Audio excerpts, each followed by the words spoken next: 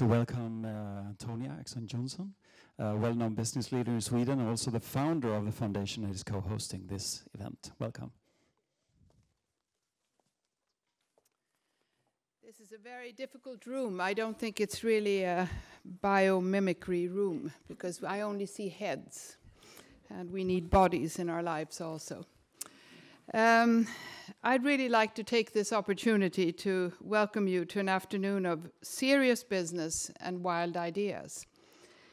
My involvement with environmental challenges, it dates back to the 80s, when one day I was in my office and Percy Barnevik, who then was CEO of ABB, he charged into my office. He's a very high energy person.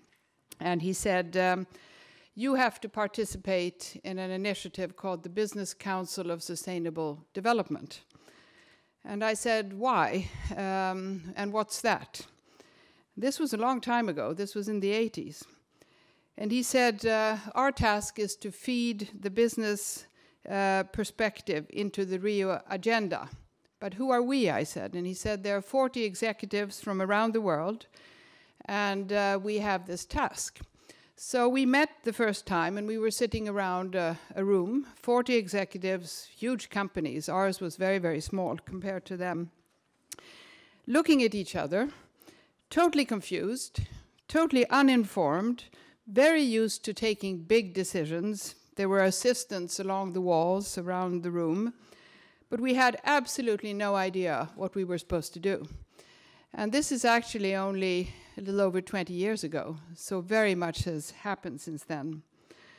The output was a book, and that book was fed into the Rio conference.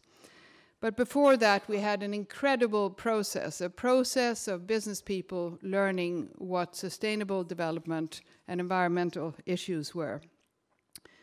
So I brought back all this enthusiasm to our companies, and I remember a meeting like this with all our executives, probably 1988 or so.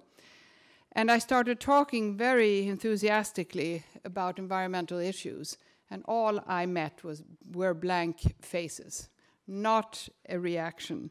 And I can imagine that they were all sitting there and thinking, oh my God, here she comes with some idea. It's expensive, it's unnecessary, some authority should take care of it, or the Swedish government or whatever, but not us. We are business people.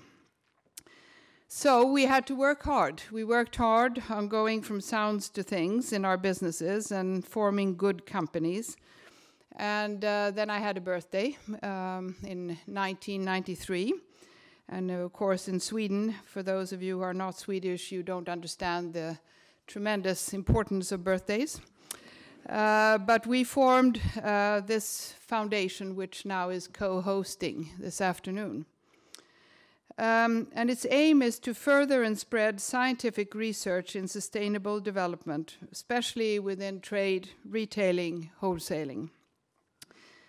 Our methods have been to bring together the best minds and the most imaginative people within science and within the practical world of businessmen or writers or farmers or journalists. Sweden is a wonderful country of consensus, but the landscape of the foundation has been to seek opposition and to try to seek debate. The humanities and science need each other to grow. I found myself once trying to convince someone of the greatness of a wonderful new organizational model I was thinking about for one of our businesses. And I found myself explaining again and again the organization of an ant colony. So I then realized this was probably my first attempt at biomimicry. So there they are, all around us, nature's good examples and superb greatness, showing us the way, biomime. And this forum, I'm certain, will inspire us across the disciplines to be driven by curiosity, to try new tracks of product development, innovation, or process development. Because it is curiosity that is the driving force, I think, of everyone here today. Many years ago, I was a trustee of an organization called the Carnegie Institution of Washington, which is an institution for basic research. And in my business-like way, I had a conversation with one of the plant biologists there, and I said, "Tell me, what is your goal? What are you going to be doing in 10 years? And he just stared at me, and he said, "You don't understand," he said. "We muddle along, and things evolve." And the only key I have in my life, in everything I do, is an open mind and curiosity. So to become successful within sustainable development in the activities of our foundation and our businesses, we've adopted a formula of the 5 E's: ecology, aesthetics, ethics, economics, and empathy. We call them the E5. And it really works well for a sustainable businessman, for a scientist, for an artist. I hope it will work for us today as a guideline as we attempt to approach new avenues of thought, of processes, products, and the building of businesses. So a very warm welcome to what I hope will be a wonderful afternoon. Thank you. Thank you.